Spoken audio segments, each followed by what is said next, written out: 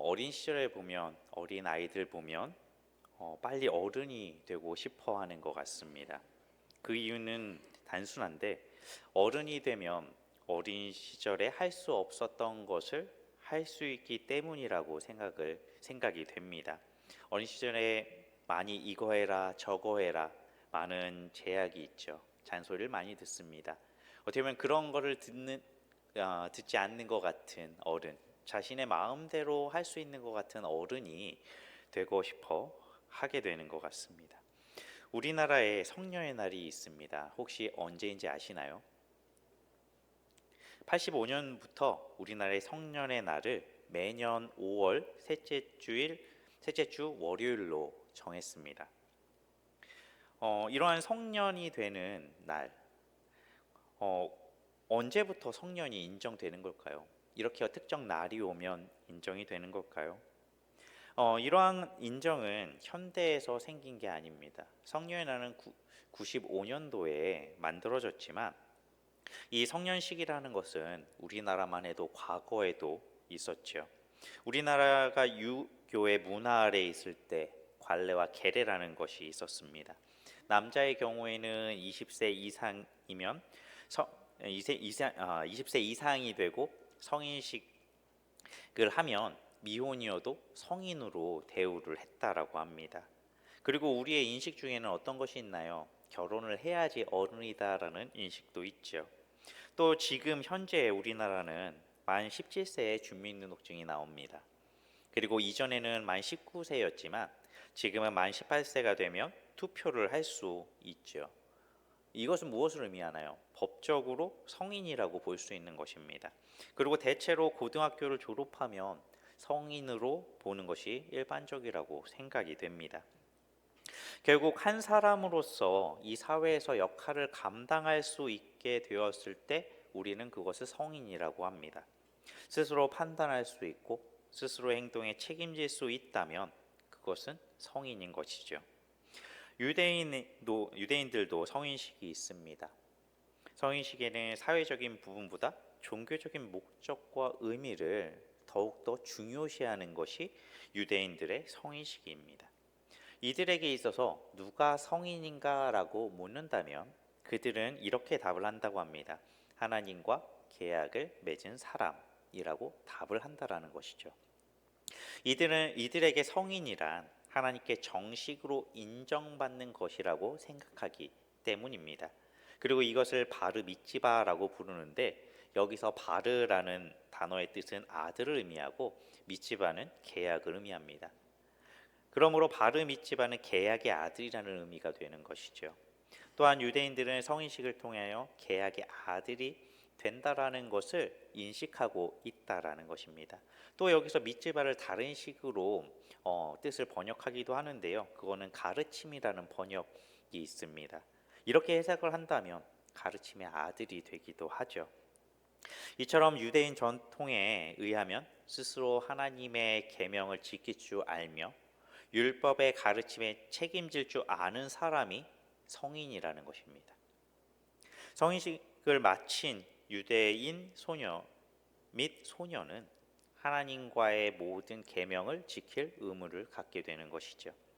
이제까지는 계명을 지키지 않아도 1차적인 책임이 이 소년들에게 있지 않았습니다. 왜냐하면 그 부모인 아버지에게 있었다라는 것이죠. 하지만 성인식을 치른 이후에 성인으로 인정받게 되면 어떻게 되나요? 이제부터의 모든 책임이 그 스스로에게 돌아오게 된다는 것입니다. 또 이때까지는 부모, 자기 아버지의 신앙의 정도가 그 자신의 삶에 복도 되고 어떻게 보면 저주도 되었다고 볼 수 있죠. 부모의 신앙이 어떻게 보면 자녀의 신앙을 대변한다고 볼 수 있었던 것입니다. 하지만 이제부터는 그 부모의 신앙에 여하에 따르지 않고 자기 자신이 오로지 그 신앙의 책임을 져야 되는 영적인 독립의 자리에 서게 된 것이죠.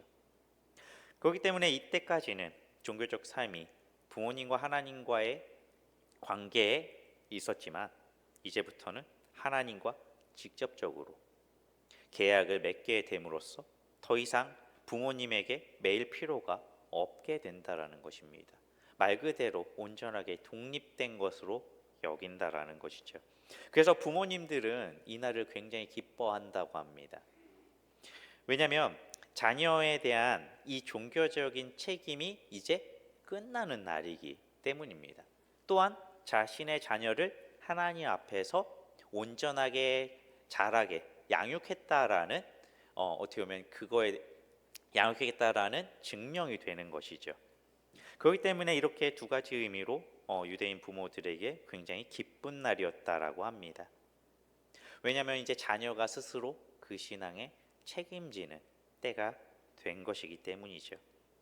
사춘기가 시작된다고 생각하는 만 13세에 자기 자신의 종교적인 삶에 대해서 스스로 책임지게 하는 바를 믿지만은 유대인 이런 청소년들을 보다 성숙하고 신중하게 만드는데 큰 기여를 했다고 합니다. 왜냐하면 한 사람의 성인으로서 인정해 주는 것뿐만 아니라 그거에 대한 확실한 책임과 의무부터 인식을 분명하게 해줬기 때문입니다. 그래서 자의식이 강한 시기에 어떻게 보면 그 정체성이 확립돼가는 그 시기에 하나님의 계약과 하나님과 연관되어 있고 그것을 스스로 해야 된다라는 이러한 교육이, 이러한 양육이 이 한 청소년의 어떤 굉장히 큰 일평생에 영향을 끼친다라는 것이죠. 신앙에 영향을 끼친다라는 것이죠. 그래서 하나님께서 자신의 삶에 개입해 있다라는 사실을 인식하게 된다는 것입니다. 이제 스스로 하나님과의 이 계약, 이 관계를 온전히 준수할 것을 이 성인식에서 다짐하게 되는 것이죠. 유대인 청소년은 성인식을 행함으로써 비로소 유대인 공동체의 회원 자격을 갖게 됩니다. 물론 남성의 경우죠. 그에게는 공식적으로 모든 유대인의 종교 행사를 참여할 수 있는 자격이 주어집니다. 이때까지는 아버지에게 딸린 자식으로서 자녀로서 종교 행사에 참여하게 되었었습니다. 하지만 이제부터는 스스로 선택해서 참여할 수 있게 되는 것이죠. 독립적으로 참여할 수 있는 자격이 주어지는 것입니다. 모든 회원들을 대표하여 성경 봉독을 할 수 있고요. 대표 기도도 회중을 대표하여 할 수 있는 자격이 주어진다라는 것입니다. 유대인 전통에 따르면 회당이 설립되기 위한 조건이 있습니다. 그것은 성인, 유대인, 남성 10명이 모여야 회당이 만들어질 수 있습니다. 그래서 유대인들이 모여 산다고 해서 무조건 회당이 있지 않다라는 거죠. 회당이 있을 수 있고 성립하려면 성인 남성 유대인으로 10명이 있어야 된다라는 것입니다. 성인식을 마친 소년은 이제 성인으로서 이 회당을 구성할 때 필요한 그 인원, 유대인의 성인의 수에 이제 가담할 수, 이제 포함될 수 있게 되는 것입니다. 그리고 트팔린이라고 불리는 성구함이라고 불리는 유대인들 보면 뭐 조그만 함 같은 걸 이마에 붙이고 막 하잖아요. 그것을 이제 부착하고 팔에 이제 말씀을 새긴 띠 같은 것을 이제 감고 할 수 있는 자격이 주어지는 것입니다. 그래서 탈릿을 두르고 기도할 수 있게 됩니다. 성인 이전에 성인식 치르기 이전에는 할 수 없는 것이죠. 또 놀라운 것은 성인식에는 여러 가지 예전 이제 순서가 있는데요. 그 순서 중에서 이 성인식을 치르는 당사자, 이 소년이 말씀을 강론하는 드라샤라는 시간이 있다라는 것입니다. 성인식의 당사자인 소년은 랍비의 도움을 받아서 성인식 전에 미리 준비한 유대 율법 중 한 가지의 논쟁을 정해서 준비합니다. 그리고 그것을 이 성인식 하는 날 친지들과 함께 모인 사람들 앞에서 강론하는 것입니다. 중세기 독일의 유대인들은 성인식 다음에 따로 드리는 예배에서 성인이 된 그 성인식을 치른 그 소녀에게 설교를 하게 했다라고 합니다. 얼마만큼 성인식에 대한 인식이 중요하고 큰지 알 수 있죠. 또한 오늘날에도 대부분의 정통 유대인들은 오후 예배 시간에 성인이 된 소년이 설교를 하게 하는 전통을 고수하고 있다고 합니다. 지금으로 따지면 이 자리에 성인식 치름 혹은 한 중학교 2학년 정도 되는 청소년들이 말씀을 강론하고 설교를 하고 있다고 생각하시면 됩니다. 어떻게 보면 굉장히 엄청난 일이죠. 그만큼 한 사람의 독립적인 신앙인으로 성인으로 된다라는 것은 굉장히 중요하고 큰 일이라는 것입니다. 히브리 전통에 따르면 이때 주위 친지들과 이웃들이 그 한 사람의 종교적인 유대인에 탄생하는 것을 함께 기뻐해 준다고 합니다. 엄청나게 기뻐한다고 합니다. 부모도 당연히 기뻐하고요. 책임과 의무가 끝났으니까요. 함께하는 모든 사람들이 기뻐한다라는 것입니다. 왜냐하면 이제 이스라엘 총회에 한 명이 늘어난 것이기 때문이죠. 하나님의 나라에 하나님의 백성이 늘어났다라고 이들은 여기기 때문입니다. 이렇게 성인식을 통해 이스라엘 계약 공동체에 새로운 한 사람이 추가되는 것이고 플러스된 것입니다. 그리고 성인식을 만약 때를 놓칠 때가 있을 수 있잖아요. 만약 13세를 넘겼다면 이들은 나중에라도 가능하다고 합니다. 왜냐하면 나이가 돼서 성인식을 치르는 것이 중요한 게 아니라 성인식 자체가 중요하기 때문입니다. 그래서 13세에 어떠한 모종의 이유로 기회를 잃은 사람은 후에 14세나 이후에 17세, 20세라도 성인식을 갖는 것을 권장한다고 합니다. 왜냐하면 이들에게 성인은 앞서 말씀드렸지 뭐라고 했죠? 하나님과의 계약이 온전하게 맺어진 한 사람입니다. 성인식을 통해서 그것을 확증하는 것이기 때문에 좀 타이밍을 놓치고 기한을 놓치더라도 본인이 원하면 언제라도 이것을 권장하고 하기를 권했다라고 합니다. 이처럼 랍비들은 나이를 넘겨도 성인식을 행하도록 권장했습니다. 왜냐하면 중요한 것이 성인식을 통해 유대인들이 내가 누구인가를 확인한다는 사실입니다. 디아스포라에 흩어져 사는 유대인들 중에 성인식을 위해 이스라엘 여행을 계획하는 사람이 매우 많다고 합니다. 주로 예루살렘의 회당이나 통교회 벽 앞에서 행해지는 이 성인식을 통해서 많은 유대인들이 자기 자신의 정체성을 확인하기 때문입니다. 이스라엘이라는 나라는 망했었습니다. 지금의 이스라엘이라는 나라가 세워진 것은 얼마 안 됐죠. 2000년이라는 시간에 지나서 자신의 나라를 다시 세운 사람들이 유대인들입니다. 그 오랜 시간 동안 자신들의 정체성을 잊지 않았던 사람들이 유대인이죠. 그리고 저기 팔레스타인 지역이라고 불리는 이스라엘 있는 곳에 분쟁이 얼마나 많습니까? 근데 그때 자신들의 정체성을 따라 이스라엘로 가서 군입대하는 청년들이 매우 많았습니다. 왜냐하면 자신의 정체성이 무엇이라는 것을 확신하고 있기 때문인 것이죠.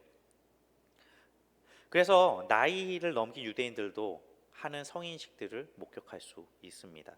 성인식을 맞이하는 당사자는 자기 자신이 성인이 되던 그날의 감격을 평생 간직하며 살아간다고 하죠. 왜냐하면 워낙 그 의미가 특별하다고 생각하기 때문입니다. 이처럼 성인식을 통해서 이스라엘 청소년들은 하나님과의 계약을 맺는다라고 그들은 여깁니다. 또 하나님과의 계약 맺은 사람이 어떻게 살아야 되는가 구체적으로 훈련을 받습니다. 뿐만 아니라 사회를 총체적으로 배우고 자신이 성숙한 그 종교인으로서 훈련시키는 기회를 갖는다라고 여기죠. 앞서서 말씀드렸지 엄한 훈육 교사 밑에서 강제적인 훈육을 받아야만 하는 어린아이, 미성년에서 때가 되어서 이제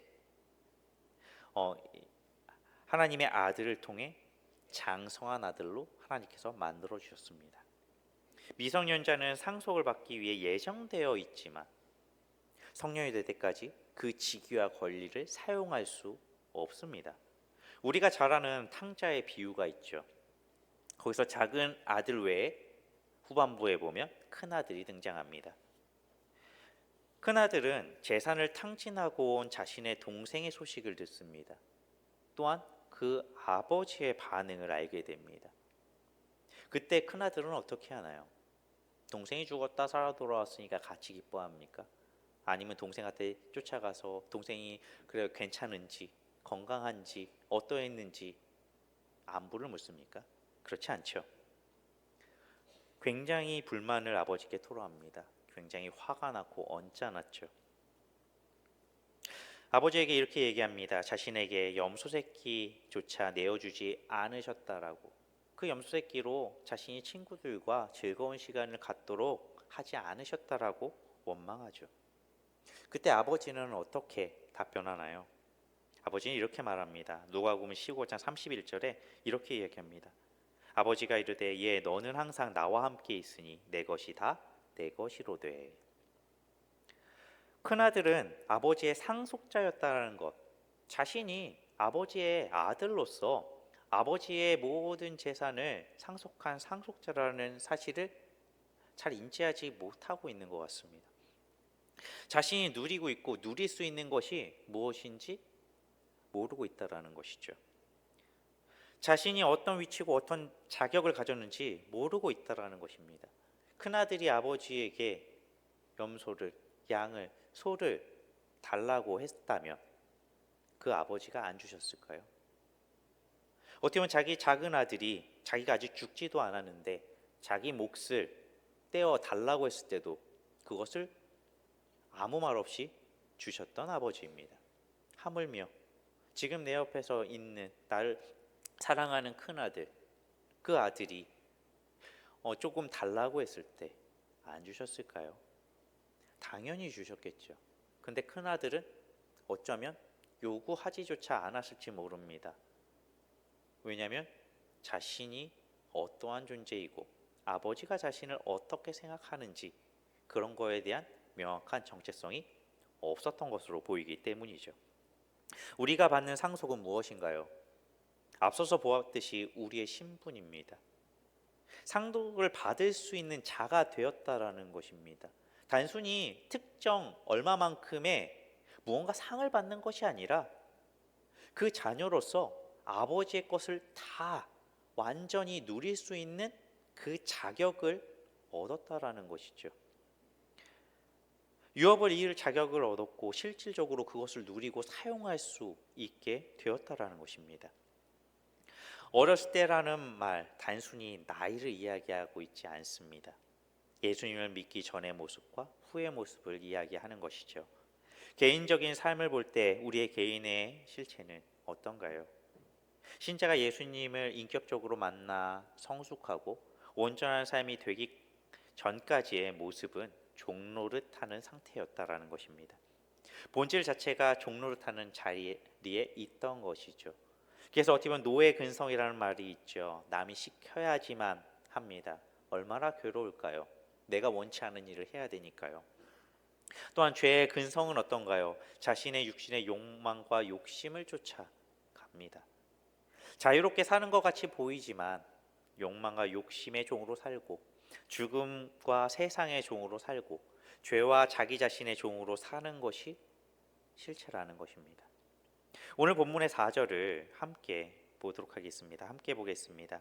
때가 참에 하나님이 그 아들을 보내사 여자에게서 나게 하시고 율법 아래 나게 하신 것은 이 4절에는 원래 본문에 그러나가 빠져 있습니다. 그래서 그러나 때가 참에라는 것이죠. 그러나를 통해서 이전과 다르다라는 것을 새로운 반전과 결과를 이야기하고 있는 것입니다. 진짜 하고 싶은 말을 할 때 사용한다라는 것이죠. 그래서 때가 찼다라는 것은 예수님이 오셔서 성숙하고 충만할 때까지를 이야기합니다. 예수님의 첫 설교가 무엇인지 기억나시나요? 마가복음 1장 15절에 이렇게 기록하고 있습니다. 함께 보겠습니다. 이르시되 때가 찼고 하나님의 나라가 가까이 왔으니 회개하고 복음을 믿으라 하시더라.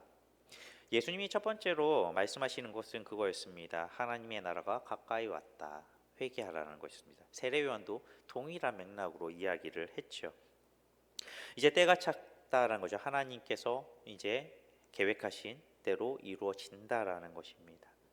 하나님의 나라가 그리고 회개하고 복음을 믿으라라고 분명하게 예수님께서 말씀하신 것이 첫 번째 예수님의 설교였습니다. 예수님으로 말미암아 온 새로운 시대는 어떤 시대인가요? 종로타지 않는 새로운 시대입니다. 새로운 시대를 위해서 하나님께서는 그 아들을 보내주셨습니다. 그 다음에 성령님을 보내주시죠. 새로운 시대를 주시기 위해서 아들을 보내서 이루신 것은 무엇인가요? 죄를 속량하셨습니다. 그리고 우리를 그 값으로 사셔서 입양해 주셨습니다. 하나님께서 그 아들 예수 그리스도를 보내주신 이유는 무엇인가요? 우리가 다 암송하고 있는 구절이죠. 요한복음 3장 16절 암송하고 계신가요? 함께 보겠습니다. 하나님이 세상을 이처럼 사랑하사 독생자를 주셨으니 이는 그를 믿는 자마다 멸망하지 않고 영생을 얻게 하려 하심이라. 아멘. 그 아들을 보내신 이유 분명합니다. 우리를 사랑하시기 때문입니다. 신자들은 살면서 어떻게 보면 마음이 많이 상하고 우라통이 터지는 일들이 있습니다. 그때 어떤 마음으로 대처하시나요? 이러한 이야기를 많이 듣기도 합니다. 내가 교회만 안 다녔어도, 내가 예수님만 믿지 않았어도, 이런 말씀하시는 분들 많이 만났고 이야기들 들었습니다. 그리스도인들이 불합리하고 불공평하고 화딱지나는 일들을 참는데 가장 큰 힘은 주님을 기억할 때라는 것이죠. 내가 누군지를 기억할 때 그것을 힘들지만 많은 손해가 있지만 참는다라는 것입니다. 견딘다라는 것이죠. 우리에게 새로운 삶이 주어졌습니다. 단순하게 새로운 삶은 상황이 변하는 것이 아니죠. 왜냐하면 중소기업에 다니는 사람이 갑자기 예수님을 믿고 그 다음 날부터 대기업으로 출근하거나 하지 않습니다. 영어를 한 글자도 모르는데 갑자기 영어를 능통하게 하거나 빚이 엄청나게 많은데 당장 빚이 해결될 만큼의 돈이 하늘에서 뚝 떨어지는 것은 아니기 때문이죠. 운동을 하고 목이 마른 상태에서 컵에 물이 반 컵 있을 때 사람은 두 가지 반응을 한다고 하죠. 하나는 아이고 물이 반 컵밖에 없네 라는 반응과 또 하나는 물이 반 컵씩이나 있네 라는 반응입니다. 같은 상황이죠. 하지만 그 인식과 반응은 다르다라는 것입니다. 나의 마음과 목표가 바뀌는 것이죠. 우리의 생각까지도 새롭게 하신다라고 말씀하고 있습니다. 우리의 생각이 바뀌는 것입니다. 하나님과의 관계가 확립됩니다. 하나님의 자녀라는 신분이 분명하게 확인되죠. 하나님의 자녀이기에 하나님께서 보살펴 주십니다. 그렇기 때문에 상황들이 변해가는 것입니다. 우리에게 다르게 인식이 되고 받아들여지기 때문에 그거에 대한 우리의 반응도 당연히 달라지고 죄송합니다. 상황은 바뀐 것 같지 않아 보이지만 그 결과가 완전히 달라지게 되는 것이죠. 그리고 이러한 모든 상황 가운데 얻게 되는 것이 있습니다. 믿음이나 인내, 사랑 등 하나님께서 기뻐하시는 성품을 소유할 수 있게 됩니다. 왜냐하면 이런 것들이 신앙이 점점 성숙하고 깊어짐에 따라서 그 우리의 인격, 우리의 성품도 점점 더 깊어지고 성숙해지기 때문입니다. 왜냐하면 이런 것들은 우리의 삶 속에서 직접적으로 경험이 됩니다. 삶 속에서 이런 것을 연단하고 훈련하고 얻게 된다라는 것이죠. 그러면서 무엇을 하게 되냐? 최종적으로 하나님을 깊이 알아가게 된다라는 것입니다. 신앙생활이 세상적으로는 항상 긍정적이지만은 않습니다. 좋을 때도 있고 나쁠 때도 있습니다. 잘못된 방향으로 집착할 때도 있고 신앙의 침체를 겪을 때도 있습니다. 그리고 이러한 신앙의 침체를 겪을 때 여러 가지 많은 이유가 있지만 그것을 어떻게 벗어나야 되는지 스스로 알고 있을지도 모릅니다. 혹은 과거에 이겨내왔던 방법도 개인마다 있기도 하고요. 그런데 항상 똑같이 언제나 이것이 해결되지 않기도 한다라는 것입니다. 하지만 분명한 것은 모든 것의 핵심은 하나님의 은혜에 있다라는 것이죠. 하나님의 방법, 말씀에 그 답이 있다라는 것입니다. 주님을 알기 전에 옛 모습이나 육신의 욕망에 얽매인 모습에서 구원받은 자유인임을 우리는 기억해야 됩니다.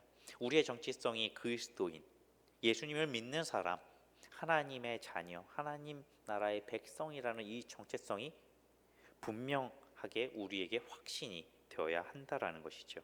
믿음과 은혜로 우리는 새로운 삶을 살게 되었습니다. 새로운 삶을 살게 하시기 위해서 하나님의 아들이신 예수님께서 그리스도로 이 땅에 오셨습니다. 이러한 주님을 생각한다면 우리는 어떨까요? 우리는 게으름이나 나태함, 고통과 어려움을 이겨낼 수 있습니다. 왜냐하면 주님이 함께 하시니까요. 왜냐하면 주님께서는 하나님이십니다. 신이죠. 그런데 피조물, 자신이 창조한 피조물의 형상으로 이 땅에 오셨습니다. 이것 자체가 상상할 수 없는 예수님께는 굴욕입니다. 비참함입니다. 그리고 거기에서 끝나지 않습니다. 모진 고통과 정말 굴욕적인 멸시와 천대와 최종적으로 뭐죠? 죽음에까지 십자가에 달려 죽으셨기 때문이죠. 그를 통해서 예수님께서는 우리의 대표가 돼 주실 수 있는 것이죠. 그리고 우리를 공감해 주실 수 있습니다. 왜냐하면 우리와 똑같은 사람으로서의 모든 것을 경험하셨기 때문이죠. 예수님의 그 고통과 고난, 그리고 가장 두려움, 자신의 죄가 아닌데 하나님의 진노를 받아야 됐다라는 것, 하나님의 버림을 받아서 삼위일체로서 절대로 논리적으로는 끊어질 수 없는 그 관계가 끊어졌다라는 사실, 그 고통과 처참함을 생각한다면 우리의 삶의 고난, 가장 큰 고난은 죽음입니다. 죽음보다 더 큰 건 없죠. 근데 주님께서 모든 것을 받으셨습니다. 하나님의 진노와 저주를요. 그걸 생각한다면 우리는 주님보다 더 큰 고난을 받을 수 없습니다. 만약 주님의 은혜, 하나님의 은혜와 주님의 그 대속의 은혜가 공감이 된다면 우리는 단 한 가지도 하나님 앞에 말할 수가 없죠. 그것을 공감한다면 어떠한 상황 가운데서도 우리는 힘을 얻을 수 있습니다. 우리에게 원하시는 바, 이러한 하나님을 깨닫고 새로운 삶을 살아가는 것입니다. 우리가 하나님의 일을 헛되게 할 수 없습니다. 헛되게 해서도 당연히 안 될 거고요. 근데 헛되게 할 수 자체가 없습니다. 하나님은 완전하시니까요. 하나님께서 해결하시고 하나님께서 다시 세우시고 풍요롭게 공급하시고 자신이 누구인지를 우리 삶 속에서 드러내십니다. 하나님은 우리를 사랑하시고 직접적으로 개입하시는 분이니까요. 세상의 어느 종교에서도 신적인 존재가 인간의 삶에 이렇게 개입하는 경우는 없습니다. 특히 자신의 뜻을 명확하게 이렇게 드러내면서 개입하는 경우는 그 어떤 종교나 사입이나 미신에 없습니다. 놀라운 것이죠. 그리고 하나님처럼 인격적으로 신이 표현된 종교는 없습니다. 주는 얼마나 새로운 세상을 살아가고 계심을 믿으시나요? 옛 모습으로 돌아가서도 안 되고 돌아갈 수 없음을 믿으시기 바랍니다. 마지막으로 고린도후서 5장 17절을 함께 보고 설교를 마치도록 하겠습니다. 고린도후서 5장 17절입니다. 함께 보겠습니다. 그런즉 누구든지 그리스도 안에 있으면 새로운 피조물이라 이전 것은 지나갔으니 보라 새 것이 되었도다. 아멘. 기도하겠습니다.